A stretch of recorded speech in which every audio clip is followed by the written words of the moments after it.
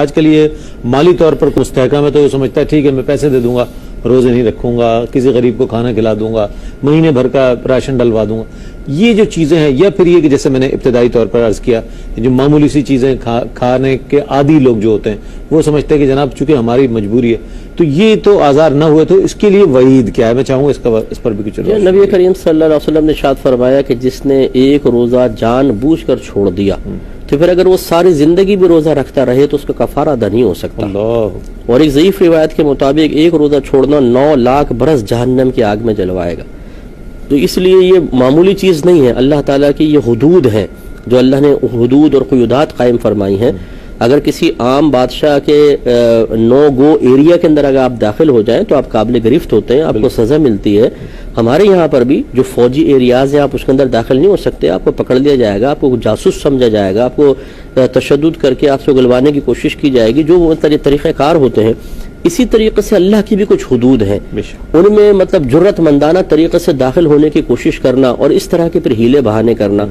اچھا میں نے یہ دیکھا ہے کہ دیکھیں نکاح جب ہوتا ہے نا تو یوں بیٹھا ہوگا دولہا، بالکل اس میں نہیں آبجیکشن کرے گا کہ یہ کیوں نہیں کر رہے وہ کیوں نہیں کر رہے، کیونکہ وہ زوجہ مل رہی ہوتی ہے نا وہاں پہ، تو وہ تو پورا نعت وہ جو قاضی خاں ہیں ان کے اوپر دائر مدار ہوتا ہے. جیسا آپ فرمائے وہ رومال رکھے قبول ہے قبول ہے. اچھا اور اس قسم کے مسائل میں تعلیم شرع یہاں پر بھی نہیں ہے، لیکن یہاں یہ پیدائشی مفتی اعظم پاکستان ہے.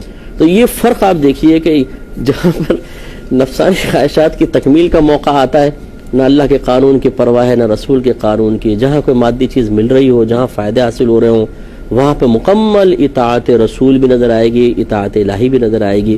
ہمارے مسلمان بھائی بہنوں کو اپنے نفس کی اس کیفیت کو سمجھنا چاہیے. چاہے خوشی ہو، چاہے غم، چاہے کوئی چیز حاصل ہو رہی ہو، چاہے کوئی شرعی حکم بظاہر ہمارے خلاف ہو، ہمیں ہر چیز کے اندر اللہ تبارک و تعالیٰ اس کے رسول کی اطاعت کو مقدم رکھنا چاہیے. لہٰذا ان چھوٹے چھوٹے ہیلے بہانوں سے وقتی طور پہ تو انسان شاید گزارا کر لے، اور لوگ شاید اس کی اس بے سروپا جو، کیونکہ عموماً ہمارے اطراف میں بھی سارے کے سارے مجتہدین ہی ہوتے، تو وہ ہماری ان دلیلوں کو قبول کر لیتے ہیں کہ نہیں یہ بات تو ٹھیک کہہ رہے ہو یار، عقل یہاں یہ بات تو بالکل ٹھیک کہہ رہے ہیں. تو ہم خوش ہو جاتے ہیں کہ شاید میں نے سب کو قائل کر لیا، تو شاید اس راستے سے معاذ اللہ تعالیٰ بھی میری ان دلیلوں کو قبول فرما لے گا. ایسا نہیں ہے، میدان محشر میں انسان شرمندہ ہوگا. تو جب تک اس میں استطاعت اور طاقت ہے اسے روزہ رکھنا ہی پڑے گا. فدیہ وغیرہ قبول ہی نہیں ہوگا اس کے بدلے میں.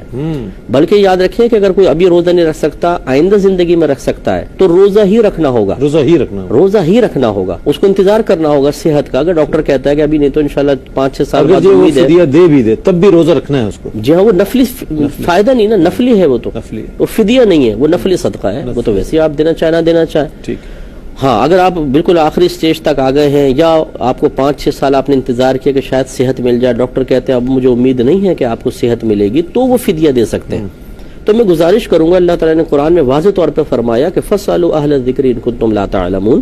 اگر تم نہیں جانتے تو اہل علم سے سوال کرو. یہ نہیں فرمایا اگر نہیں جانتے تو انٹرنیٹ پہ بیٹھ کے سرچر بن جاؤ. جی میں ریسرچ کر رہا ہوں، سرچر بن گئے. ایک بہن نے مجھے کال کی، مفتی صاحب یہ اس میں طلاق ہو گئی ہے. میں نے کہا جی بالکل ہو گئی اس مسئلے میں.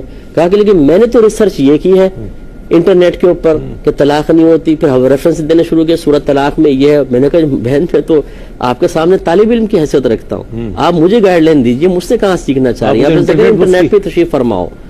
تو یہ ہمارے یہاں حالت ہے. ایک صورتحال یہ ہے کہ آج انٹرنیٹ کے اوپر ویب سائٹس کھول کر وہاں سے ہم اپنی مرضی کے مسائل نکال کے علماء کو بالکل سمجھتے ہیں انہوں نے چنے کی ریڑیاں لگائی ہوئی ہیں، شروع سے بیچارے چنے بیچ رہے ہیں. تو یہ تصور بھی بالکل غلط ہے. یہ چنے نہیں بیچ رہے. 8-10 سال 14 ہمارے تو زندگی گزر گئی اس کے اندر کرتے کرتے. تو خلاصہ کلام یہ ہے کہ علماء سے معلوم کیا جائے، اپنے اجتہادات کو دخل نہ دیا جائے. یہ اجتہادات چونکہ قرآن اور حدیث کی روشنی میں نہیں ہیں تو رحمانی نہیں ہیں. میں معذرت کے ساتھ یہ لفظ کہہ رہا ہوں کہ یہ شیطانی یا نفسانی اجتہادات ہیں جو، اور نفس اور شیطان کی اطاعت ہمیشہ جہنم کی طرف لے کے جاتی ہے، جنت کی طرف.